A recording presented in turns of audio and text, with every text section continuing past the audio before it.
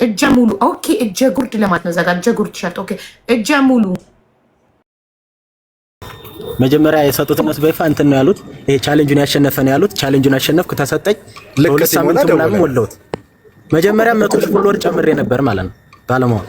ኦኬ ከዛ ድጋሚ ነው የጨመርኩት እኮ ደውላ እዚህ ጋር በቪው አሸንፈካል። በ7 ቀን ውስጥ 1.7 ቪው ታይቶ አሸንፈካል ስትልክ ይሰማል። እሺ ከዛ በኋላ ደግሞ በቪው ስላሸነፍኩኝ ፎሎወርን ያንኛው 100 ሺህ የጨመርኩትን እኔ አልቆጠርኩትም። ምክንያቱም ህጉን ስላላሟላው ማለት ነው መጀመሪያ ላይ። አይ ክሊል እንዲሆነልሽ ሀብዬ ምንድነው መጀመሪያ በቪው የሚሰራውን ቪዲዮ ሲሰራም የሜሪ ቦንዳን ፎሎ እንዲያደርጉ ጭምር ነበር የሰራው 1.8 የታየው ቪዲዮ ላይ። እነሱ መጀመሪያ ላይ ሲጀመር በጣም ትንሽ ፎሎወር ነው የነበራቸው ኦልሞስት 30 ምናምን ሺህ አካባቢ። ከዛ በዚህ 1.8 በታየው ቪዲዮ 100 ምናምን ገቡ። ከዛ በኋላ ኦልሞስት በዛኛው ቪዲዮ ብቻ ራሱ 100 ሺህ ሰጥቷቸዋል፣ 100 ሺህ ፎሎወር። ከዛ በኋላ ደግሞ ድጋሚ በተሰጠው የ100 ሺህ ቻሌንጅ ደግሞ በጣም ብዙ ሰው ነው የተባበረው። እውነት ለመናገር በጣም ብዙ ሰዎች ናቸው ቪዲዮ የሰሩለት። ያው ቤኪ ኬት እንደመጣ ስለሚታወቅ ሰው ሁሉ በጣም የሚንከባከበው የሚጠብቀው ልጅ ነው። ኦፍ ኮርስ ደግሞ የሚገባውም ልጅ ነው፣ እንዲያድግም በደንብ ልንከባከበው የሚገባ ልጅ ነው። እና በዚህ መሰረት ነው 200 ሺህ ኦልሞስት አካባቢ ፎሎወሮች ነው ያመጣላቸው ማለት ነው። ስለዚህ የተሰጠው እንደዚህ ነው። ኦኬ ስለዚህ አሁን ይሄኛው ቪዲዮ ላይ ሌላ እንደገና 100 ሺህ ተጠየቀ አይደል? ያኛው 100 ሺህ ኦልሬዲ ያው ቻሌንጅ ላይ መጀመሪያ እነሱ የፈለጉት ቪው ስለሆነ እኔ ደግሞ ባለማወቅ ፎሎ አድርጉ ብዬ ነበር ማለት ነው። ያው ዋናው እነሱ የሚፈልጉት አልተቆጠረም። እንደ አዲስ ሌላ 100 ሺህ ተጠየቀ። እሺ ያንን ስትጠየቅ ስንት ነበረ ፎሎዋቸው?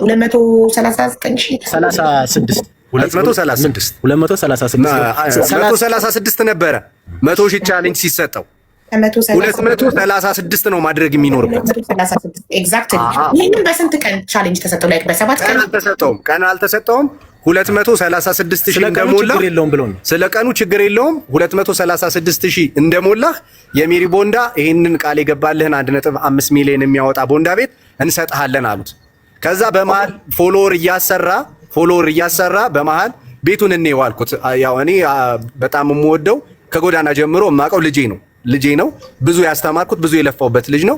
እንሂድ አልኩት። ሄደን አየነው። ሳየው በጣም ነው ክው ያልኩት። እኔ ባክግራውንዴ የተወሰነ ንግድ አውቃለሁ፣ ልብሶች ምናምን እሰራለሁ፣ አዳዲስ ልብሶች እና ሳየው ቦንዳ ሆኖ እንዴት ነው እቺን የምታክል ልብስ 1.5 ሚሊዮን ወይ ደግሞ አሽሽተውታል። ያየነው ቪዲዮ ላይ ያየውን አይነት እንትንም የለውም፣ ኢንቫይሮንመንትም የለውም። በጣም ትንሽ ነው።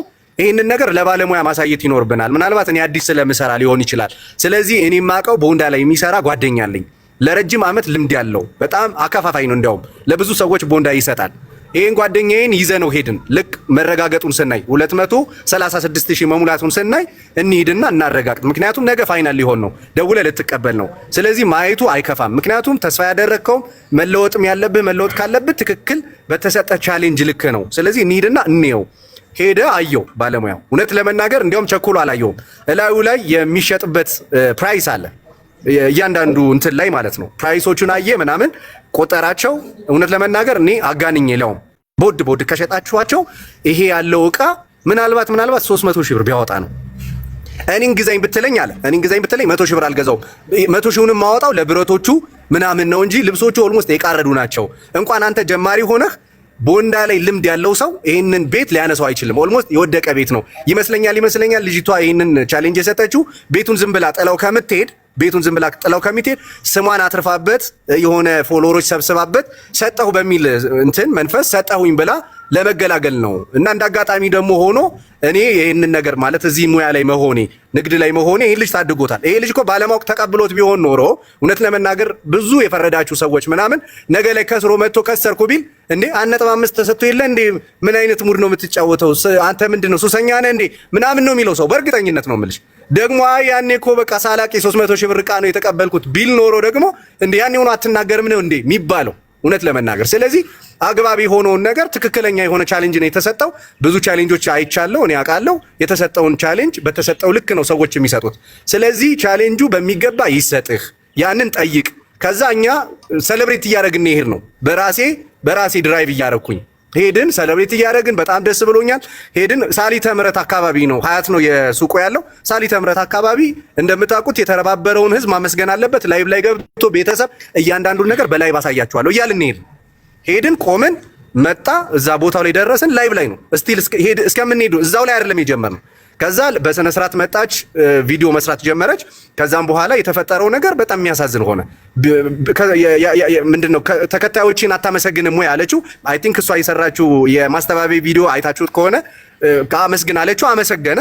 ከዛ በኋላ ምንድነው የሚቀጥለው ነገር? እኔ እኮ ትላንትና ባለሙያ አሳይቻለሁ እና ያሉኝ ነገር በጣም አስደንግጦኛል። 300 ሺህም አይሞላም ብሎኛል። እናንተ ደግሞ የሰጣችሁኝ 1.5 ሚሊዮን ብር ቻሌንጅ ነው። ምንድነው ማደርገው ሲላት በጣም ነው በአንድ ጊዜ ነው ፊቷ የተለዋወጠው። እኔ ነበርኩኝ፣ አልዋሽም። እኔ ፐርሰናሊቲ አይደለም፣ በእውነቴን ነው ማለት አልዋሻችሁም። በአንድ ጊዜ ፊቷ ተለዋወጠ። ካሜራማኑ በጣም ጄት ሆነ። እንዴት መልክ ትሰራለህ? እንዴት ድራማ ትሰራለህ? ይሄ አንሶብህ ነው ወይ እንዴ ምናምን። መጨረሻ ላይ እንደውም ላይቡን አይታችሁት ከሆነ መሳደብ ጀመረ፣ በማይባሉ ቃላቶች ማለት ነው። የድሃ ልጅ ድሮ ምናምን በጣም ቅስም ሰባሪ ስድቦች ማለት ነው።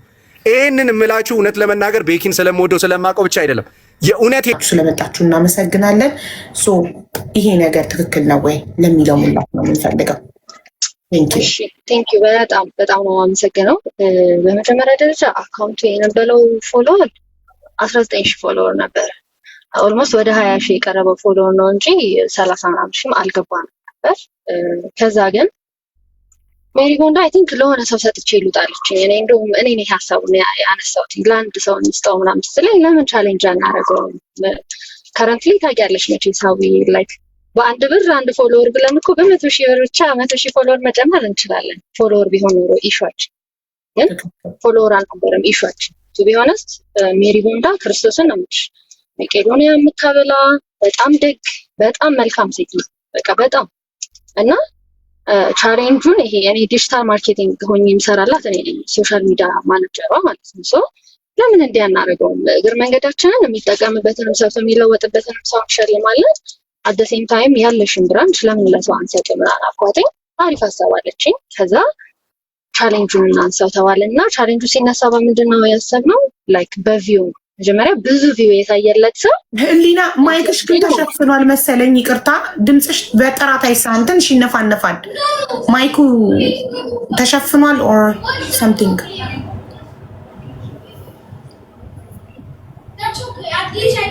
ቪዲዮ እኔም ብያት ነበር።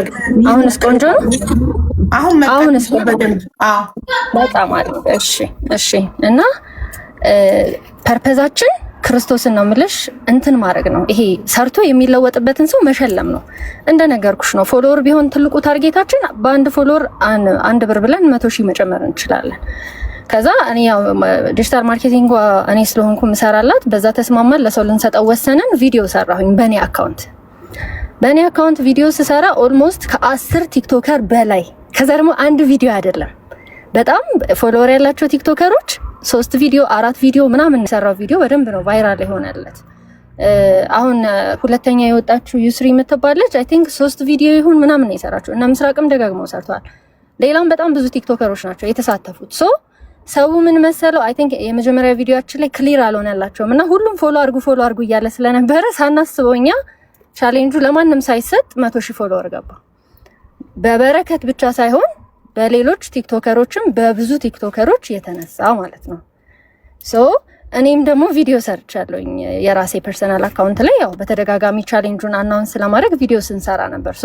ሁሉም ቲክቶከር እየተረባረበ ስለነበረ ያው ሜሪጎንዳ ቻሌንጁ በጣም ከፍ አለ። ቫይራል ወጣ እና አይ ቲንክ ቻሌንጁን ሲቀበልና የበረከት ቪው ሞልቶ እኛ ጋር ሲመጣ 136,000 ፎሎወር ነው የነበረው አካውንቱ እና ደግሞ እሱም ቪዲዮ በረከት ራሱ የራሱ አካውንት ላይ 136,000 ፎሎወር ነው ያለው። እዚህ ላይ 100 ሺህ ጨምራለሁ ብሎ ቃል ገብቶ ቪዲዮ ሰርቶ ነበር። ከዛ በኋላ ያው አይ ቲንክ 1.8 ይሁን 1.7 ታየለትና ለደወልኩለት አሳወቁት ማለት ነው። ለእንትና ደማና ዋስቲ ስቱዲዮ ለበረከት ደወልንለት፣ ተስማማ፣ መጣ። በጣም ደስ የሚል በጣም ስነ ስርዓት ያለው በጣም ነው ልብ ያዘነለት። በጣም ነው የወደድኩት። በቃ ይነግርሻል እሱ አብረን በልተን ቦታው ድረስ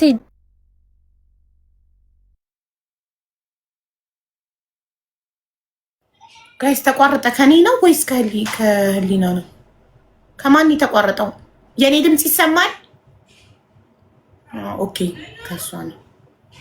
ጠጭኝም እናቴ ትሙት ብለህ ማል ተቋርጠሽ ነበር ህሊና? ተቋርጠሽ ነበር። በጣም ደስ የሚል ልጅ አብረን በልተን ከሚለው በኋላ ምንም አልሰማንም። አዎ አብረን በላን። ቤቱ ፒክ ያደረኩት የሚሰራበት ቦታ ሄጄ ነው እና የሚሰራበት ቦታ ሄጄ ፒክ ያደረኩት ሄድን ሜሪ ቦንዳ ቪዲዮን ሰራን። ከዛ ምሳ በልተን ምናምን በቃ ሜሪ 7 ቀን ነው የምሰጠው። ምክንያቱም ዩስሪን በጣም ለፍታ ስለነበረ አሳዝናት ነበርና 7 ቀን እሰጠዋለሁ። ከ7 ቀን በኋላ ደግሞ ዩስሪ ትሞክራለች እድሏን ካልተሳካለት በ7 ቀን ካልሞላ ቻሌንጁን አለች። ከዛ 15 ቀን ይሆንለት ሂ ኦሬዲ 1.8 ቪው አለው ቪዲዮ ታይቶለታልና ቢያንስ 15 ቀን እንስጠው ምናምን አልኩትኝ። ተስማማ እና ይሄንን ማለት ነው እኔ እናቴ ትሙት 15 ቀን ነው የሰጠው ብዬ ማውራት ይችላል። ለ100,000 ፎሎ 15 ቀን ነው 7 ቀን ነበር የሰጣችሁት? ኖ ሜሮን 7 ቀን ይሄ የኔና የሜሪ ወሬ ነበረ። 7 ቀን ብላ ነበረ። እኔ ግን 15 ቀን ይሁን 15 ቀን ይሁንለትና በ15 ቀን 136,000 ላይ 100,000 ፎሎወር ይጨምር ማለት ነው። እንደዛ ተባለ። ምክንያቱም ብዙ ስለታየለት 7 ቀንም በቂ ላይሆን ይችላል። 100,000 ፎሎወር ቀላል አይደለምና መጀመሪያ ላይ ደግሞ እሱ ተሳስቶ ፎሎወር መስሎት ፎሎ ሲያስደርግ ነበር አካውንቱን ማለት ነው። ሐሳቤ ገባሽ? ስለዛ በቃ 15 ቀን ይሁንለት ተባባለን፣ ተስማማን። ገባሽ? እሱ ግን የዛ ቀን አይደል አልጨረሰውም። 15 ቀንም አልፏል። በ20 ምናምን ቀን ነው ያለቀው። እሱ እኔ ጋር ከመቼ ዕለት ነበር የመጣው? አይ ቲንክ ቻሌንጁ የተሰጠው ነው አይደል? እሱ በ7 ቀን አይ ቲንክ ቻሌንጁ ተሰጠው። ብቻ እኔ ጋር የመጣው የሆነ በ20 ምናምንኛው ቀን ነው እኛ ጋር የመጣው። የዛ ቀን ስክሪንሾት አድርጌያለሁ ፎሎወሩን አሳይሻለሁ። ቱ ቢ ሆነስት የጎደለው ፎሎወር በጣም ትንሽ ነው። ይሄ አልሰጥህም ምናምን የሚያስብል አይደለም። 300 ፎሎወር ነው የጎደለው። ስለዛ ግድም አልሰጠንም። ሐሳቤ ገባሽ? ያ 99,700 ጨምሮ 300 አልሞላህም ምናምን ብለን አንሰጥህም ልንል አንችልም። ኢቭን 15 ቀን አልፎት ራሱ በቃ በጣም ልፋቱ ተመችቶናል። ፕላኗም የሚሰራ ሰው እንዲጠቀም ነው እንዲሰራ ነው። ስለዛ በቃ ይሰጠው ብለን ወስነናል እኛ ማለት ነው። ከዛ ይሄ 15 ቀን ማለፉን ምናምን እንደ ኢሹ አላየነውም ነው ብልሽ። ይሄ ሰው የተወሰነ ፎሎወር ሰው ይሄ ፎሎ ያደርግና ቻሌንጅ ሲባል ከዛ መልሶ አንፎሎ ያደርግ አይደለ? የተወሰነ ሰው ፎሎ አድርጎለትም አንፎሎ ማድረጉን ምናምን ትክክል። አሁንም ተቋርጠሻል። በቃ ብዙ ግድ ይቅርታ፣ ስልክ ሲገባ ነው እሺ የሚቋረጠው። ኦኬ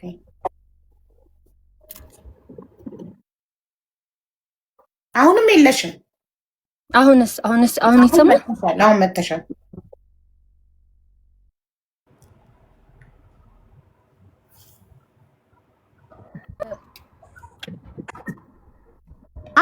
አሁንም ምንም እየሰማን አይደለም። ህሊና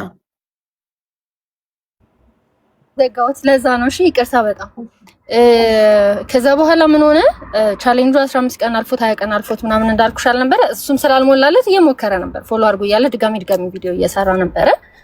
በዛው ይቀጥልን። እኔ ምንም አይነት ቅሬታ እንዳለው አላቅም። በቃ በእኔ ቤት ሞላለት፣ ትንሽ ነው የቀረው። ኢቭን ካልሞላለህ እኔ ቪዲዮ ሰራልሃለሁ ብዬዋለሁ። ራሱ የመጣ ቀን ክርስቶስን እሱ ራሱ ይነግርሻል። እኔም ቢሆን ሰራልሃለሁ፣ ቪዲዮ አግዛሃለሁ ብዬዋለሁ። በቃ እንዲወስደው በጣም ነው የፈለኩትኝ። ከዛ ቅሬታ አልነገረኝም። ይሄ ተፈጠረ አላለኝም። እንደዚህ ሆነ አላለኝም። ምንም ይሄ ደውሎ ያለኝ ምን እንደሆነ ታውቂያለሽ? መቼ ነው የምትሰጡኝ አለኝ። ከዛ የሆነ ቀን ቀጠርኩትና የዛ ቀን ሙሉ ቀን በቃ ታመመኝ ነበር ያልኩትኝና ስራን በጣም ቢዚ አድርጎኝ ነበር ምናምን አልቻልኩኝም። ከዛ በንጋታው በረከት በእናትህ አልቻልኩኝም፣ ሰሞኑን ደግሞ ስራ በዝቶብኛል፣ ነገ በጠዋት ልስጥህና በቃ እሄዳለሁኝ ከሰዓት ይሁኑላ ሲለኝ ማለት ነው አልቻልኩኝም። ይሄ ጠዋት ለሱ ሰጥቼው የግድ ወደ ስራ መሄድ ስላለብኝ በቃ ሜሪን አልመጣችም። ሜሪ ቁልፏ አለ ልጅቷ አለች አልኩት። አዎ በቃ እኔ ለበረከት ልሰጠው ነው፣ አንድ አፍታ ቪዲዮ ልስራና ሰጥቼው እወጣለሁ። እሺ ተባባለን። ከዛ ተስማማን። አንድ የኔው ብሎክ ምናምን የሚለውን ደውሉትና እቃ ሊያውጡ ነው እያለን አውጡ በሉት። ከዛ መጣን፣ ሰላም አልኳቸውና ይሄ ልሰጠው ቁልፉን የመጣው ቀን ማለት ነው። ቅሬታ ካለበት ሀቡ እኔ ክርስቶስን ነው የምልሽ ቢነግረኝ፣ እኔ እኮ የሜሮን እኮ እህቷ ወይ የእናቷ ልጅ ምናምን አይደለሁም አይደለ? ከፍለኝ የምታሰራኝ ሰው ናት። ለእኔም መጥፎ የሚሆን ከሆነ ለአንተ ነው መወግነው። ሀሳብ የገባ ካጭበረበረች ለአንተ ነው መወግነው። ምክንያቱም ሶሻል ሚዲያ ላይ እኔ እንጀራዬ ነው፣ እዚህ ስሜ እንዲጠፋ አልፈልግም። ሀሳብ የገባ እኔ ያልኩ ክርስቶስን ነው የምልህ። ይኸው እማትሙት አንድ ቀን ቀድመህ ቅር ብሎኛል አስገምቼው እንዲህ ተብሏል ብትለኝ ኖሮ እንደዛ እንኳን ስሜታዊ ሆኜ አላወራህም ነበር። የዛ ቀን ሀቡ ምን እንዳረገ ታውቂያለሽ? በጣም ያስቀየመኝና በበረከት በጣም ያዘንኩት ቀምሮ ይሄ ከጓደኞቹ ጋር አውርቶ ምናምን ቀምሮ 5 ሆነው ነው የመጡት ማለት ነው። ከዛ ሁሉም ስልክ ይዘዋል ምናምን ላይቭ አብርተዋል ምናምን እኔ አላውቅም። እኔ የመሰለኝ እናቴ ትሙት ይሄ ደስ ብሎኛል ቤተሰብ ምናምን ብሎ በቃ ተመርክኮ ሲያመሰግን ምናምን ስለነበረ ይሄ ደስታ አለ አይደል? ደስ ብሎት ጓደኞቹን ይዞ የመጣ ሰው ታውቂያለሽ? በቃ እንደዛ ነው ይመስለኝ እና ቪዲዮ ምናምን ሲቀርጹም እንደዛ ነው ይመስለኝ። ይሄ ላይቭ ገብቶ ምናምን አልመሰለኝም። ከዛ ቪዲዮ ጀመረን። ሃይ ጋይስ እንዴት ናችሁ? እንግዲህ በረከት ከሊስትሮ አሁን የቦንዳ ባለቤት ሊሆን ነው ምናምን አልኩኝና ከዛ በኋላ አቀፍኩት፣ አቀፈኝ ምናምን። ከዛ ወደ ውስጥ ገባና ወዲያው እናቴ ትሙት ወዲያው አቅፎኝ ውስጥ ገብቶ ማለት ነው ይኸውላችሁ ቤተሰብ ይሄ 1.5 ሚሊዮን አይወጣም ምናምን ብሎ ምን እናቴ ትሙት። ይሄ እኔ ምጄ ነው የማወራው። በቃ ቪዲዮም አለኝ ደግሞ አሳይሻለሁ። ሀቡ ወዲያው ይሄ ያልቆመ ቪዲዮ ነው ያለኝ ማስረጃ። ከዛ ላይቭ ላይ ነህ በረከት አልኩትኝ። አዎ እንዴ ነግረኛል፣ ፍቃዴን ጠይቀሃል፣ ላይቭ ላይ ነኝ ብለኸኛል። አይ ቤተሰቦቼ ናቸው ፎሎ አድርገው ይሄን ያህል ፎሎወር ያስገቡኝ። እንደዚህ የማይሆን ዕቃ ስትሰጡኝም ቤተሰቦቼ ማወቅ አለባቸው። ፍቃዴን መጠየቅ አለብህ። ላይቭ ልገባ ነው ላይቭ ነው ያለሁትኝ ብለህ መጠየቅ አለብህ። ቀድመህ ደግሞ ቅሬታ ካለህ ለኔ መንገር አለብህ። አሁን ላይቭን አጥፉ አልኳቸው። ላይቭን አጥፉ ቢካዝ ሂድና አስክሚ። ይሄ ፐርሚሽን አልጠየቀኝም። ሐሳቤ ገባሽ? ከዛ አናጠፋም አሉ። በቃ አናጠፋም፣ ክርስቶስን ሁሉም አጥፉ፣ አናጠፋም ሁሉም። ይኸውልህ እንዲህ ነው ያልኩትኝ። በህግ እጠይቅሃለሁ ካለ ፍቃዴ ይሄንን በማድረግ በህግ እጠይቅሃለሁ። ቅሬታ ካለ ቀድመ መንገር ትችልም። በቃ እዛ ሰዓት ላይ እኔ በጣም ዲስአፖይንት አደረገኝ። በጣም አዘንኩበት፣ ደበረኝ ነው የምልሽ። ቶታሊ ይሄ አለ አይደል ያልጠበቅሽው ሱቁን ትሰጪኛለሽ ብሎ የደወለኝ ልጅ ጠይቂው። እኔ ጠዋት መጥቼ ፒክ ላድርግህ የባለፈው ቦታ ነው ፒክ ላድርግህ ስለው አይ ሂጂ እኔ ራሴ እመጣለሁ አለ። እሱ ኦልሬዲ ቀድሞ የሆነ እንዲህ አይነት ቀመር ስላሰበ ገባሽ እንትን አለ። ይሄ ራሴ እመጣለሁ ምናምን አለኝ። የመጀመሪያ ቀን እኮ ነይ ብሎኝ ነው ሄጄ የተቀበልኩት ራሱ። ከዛ በቃ ሌላ ሰው ይሄ የመጀመሪያ ቀን ያገኘሁት በረከትና የመጨረሻ ቀን ያገኘሁት በረከት ቶታሊ በጣም የሚለያይ ሌላ ሰው ምናምን። አዘንኩ በጣም። ይሄ ጭቅጭቅ ተፈጠረ። እኔ በህግ ነው የምጠይቃችሁ ሙሉ ሰዓቱን ስለኝ ነበር። ይኸውልህ በህግ ነው የምጠይቅህ።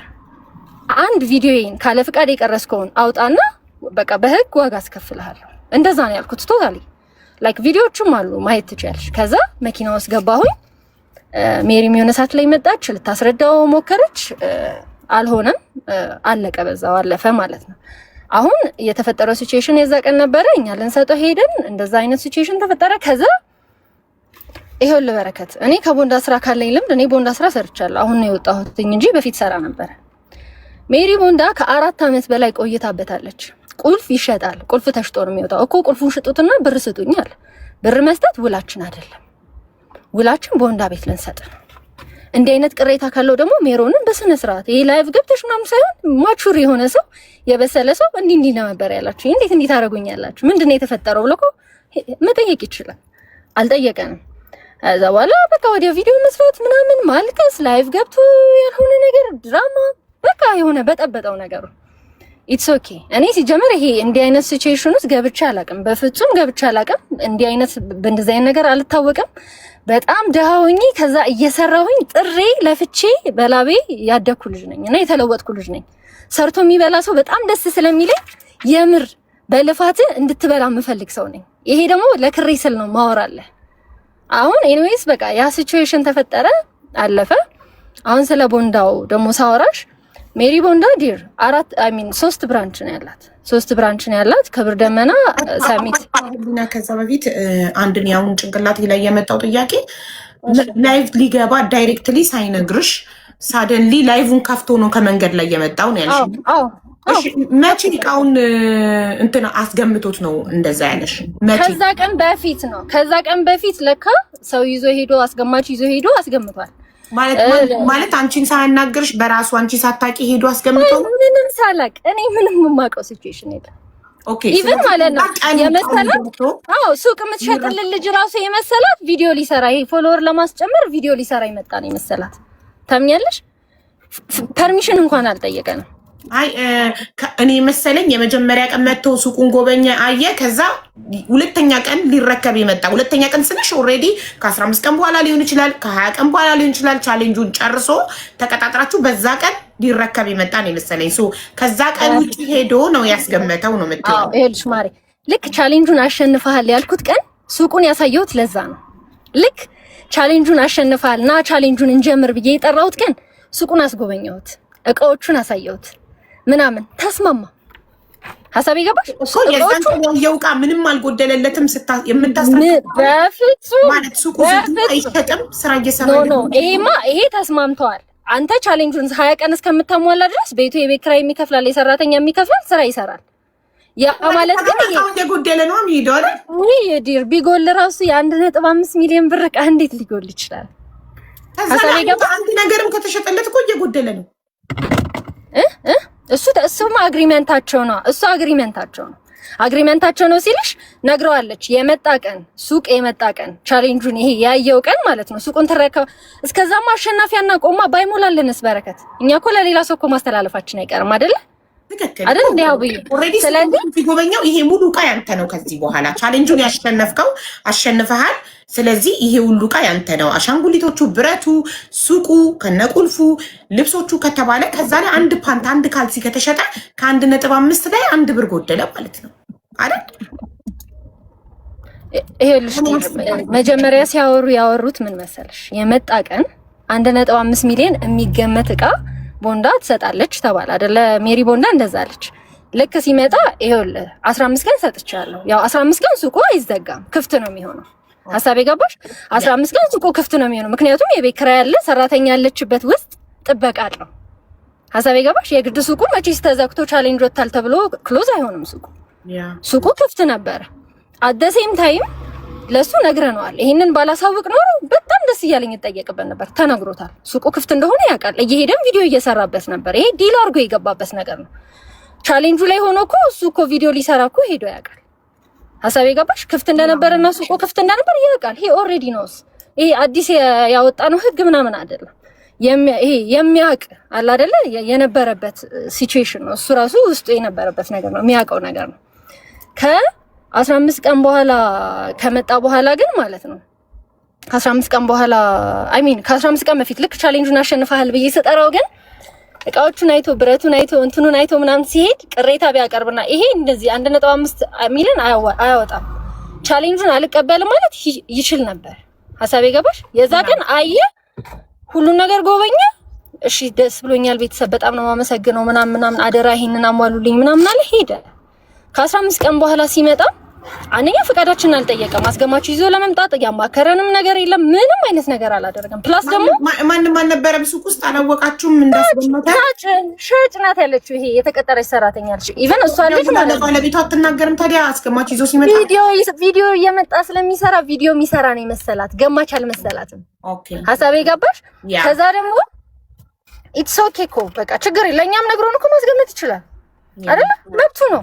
ቱ ቢ ሆነስት የቦንዳ ልብስ ላይ ምን አለ መሰለሽ ሁሉም የራሱ ዋጋ ነው ያለው አይደለ? ቦንዳ ልብስ አንድ ፍሬ ዕቃ ናት። እንደ መርካቶ አይተን ሁሉም ቦታ በተመሳሳይ ዋጋ የሚሸጥ ዕቃ አይደለም። ልክ እንደ ዕቃው አንቺ ነሽ ዋጋ የምታወጪለት። ቦንዳ ስራ እንደዛ ነው። ኦኬ እሱ 15 ቀን ተሰጠው። በ15 ቀን ውስጥ 100,000 ፎሎ ከሞላ 1.5 ሚሊዮን ብር የሚያወጣ የቦንዳ ልብስ፣ አሻንጉሊቶች፣ ብረቶች ከነሱ ቁልፉ እንደሚሰጠው ቃል ተገባለት። እሱ ግን በ15 ቀን ውስጥ አልጨረሰም። በ20 ምናምን ቀን ውስጥ ነው የጨረሰው።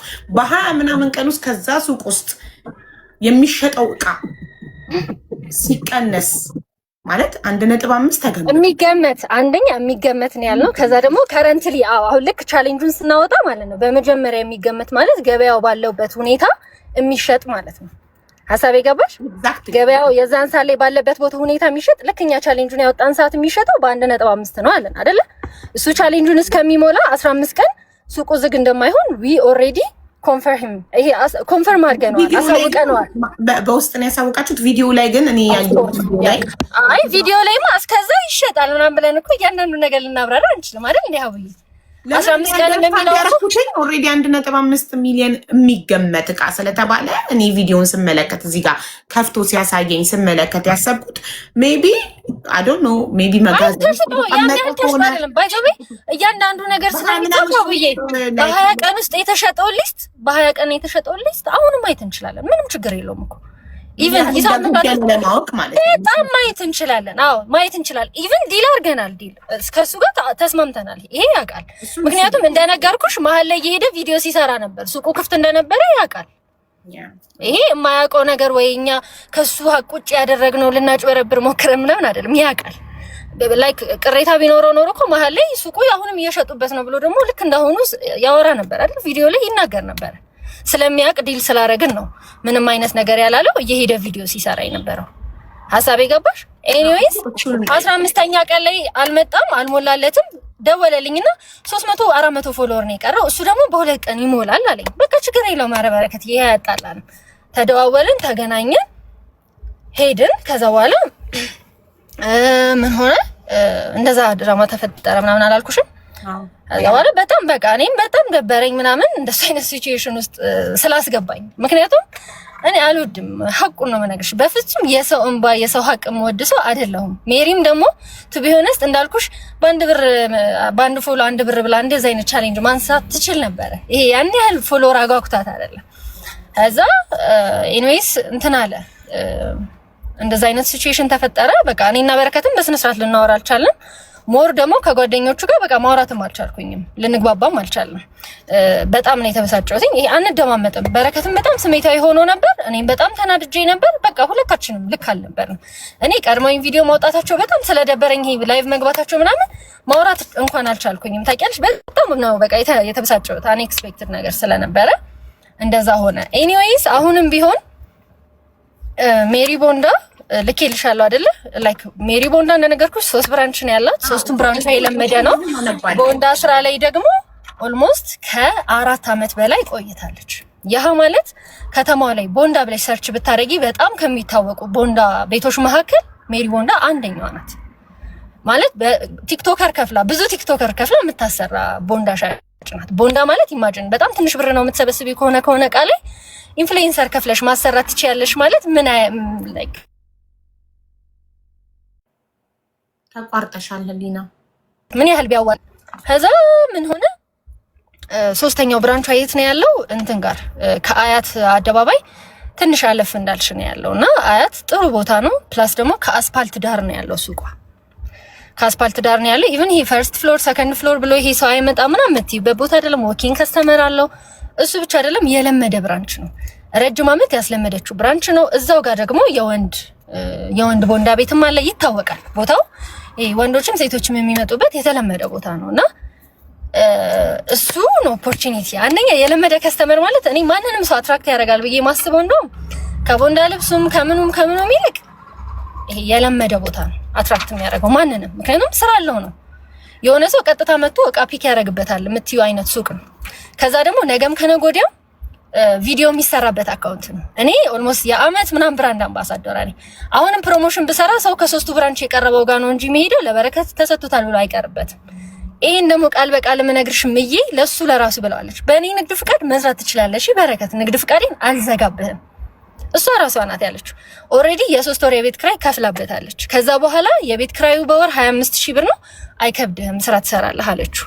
እሺ አለ። እኔ ደግሞ ደወልኩለትኝና እዛ ሰራተኛ አለቻት ማለት ነው ሜሪ እሷ ብትሰራለት ጥሩ ነው፣ ልጁ ስራውን ስለማያውቀው ትንሽ ግራ እንዳያጋባውና ሲስተም ውስጥ እስከሚገባ የተወሰነ ስራ አሳየው ምናምን። ፒስ በቃ ተስማማን። በጣም ዲል አረግን በሱ ምናምን በቃ ሰላም እንደነበረ ነው የምናውቀው። ኤኒዌይስ አሁንም ማወራው ነገር እያንዳንዱ ሜሪ ቦንዳ የምትሸጥበትን ዋጋ ግሩፕ ላይ ገብተው ቼክ ማድረግ ይችላሉ። ላይክ አንድ ቦንዳ ምን ያህል ብር እንደሚሸጥ ሊና ዋትስአፕ ላይ የላክሽልኝ ሊስት ለሱ የሚሰጡት እቃዎች ናቸው፣ ውስጥ ያሉ እቃዎች ናቸው እነሱ እንዳለ ሱቅ ውስጥ ያሉ እቃዎች። የመቼ ሊስት ነው ይሄ?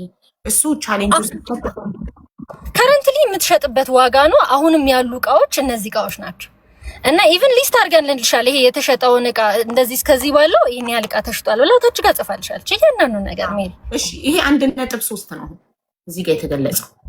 አዎ 1.3 አይደለም ይላል። ኢቭን ከቁልፍ ሽያጭ ውጪ ኢማጂን በዚህ ሰዓት ሀቡ እግዚአብሔርን የለመደ ሱቅ። እኔ ያቺን ሰፈር ውስጥ የነበረች ቦንዳ ቤቴን እንኳን ስንት 100,000 ብር ሽጫት እንደወጣ አውቃለሁ። ሀሳብ ይገባሽ? እንኳንስ አያት ማለት ምን ያህል የሥራ ቦታ እንደሆነ ታውቂያለሽ። እቺ ልጅ ቁልፍ ሳትሸጥ ነው ይሄንን ሂሳብ የሰራችለት። ሱቁን ቪዲዮውን አይተሹ ከሆነ ሙልት ያለ ልብስ ነው ያለው።